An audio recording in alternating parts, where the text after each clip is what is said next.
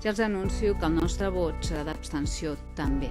Primer de tot per les formes. A l'ara sí, ara decau, ara ho portem. Aquí demostra novament la poca previsió que sembla més crònica que puntual. Temes sobrevinguts d'especial importància per als treballadors de la casa o per al nostre municipi que decauen perquè hi ha quelcom que no els hi quadra, perquè no ens han volgut donar més explicacions o perquè així ho han cregut.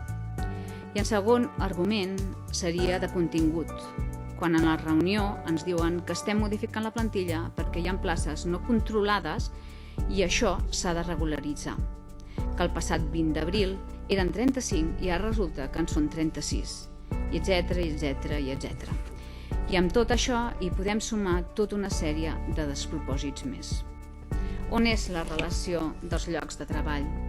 En aquesta relació de llocs de treball ha de constar, entre altres informacions, la denominació, les característiques essencials del lloc de treball, els requisits per ocupar-la, les tasques a realitzar, les càrregues de treball, i que a dia d'avui no la tenim.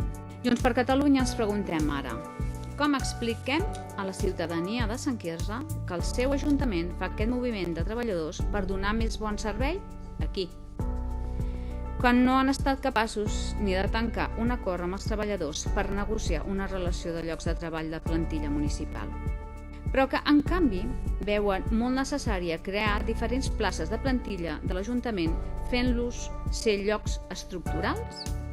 Què pretenen aconseguir? Per què tot i a última hora i amb tanta pressa? Per què sense tenir encara una relació de llocs de treball? Si s'impugna la llei des del Constitucional o des del Suprem, aleshores tenim pla B? Sap què creiem? Que, com sempre, vostès treballen al límit de la legalitat, però que es queden fora de la moralitat.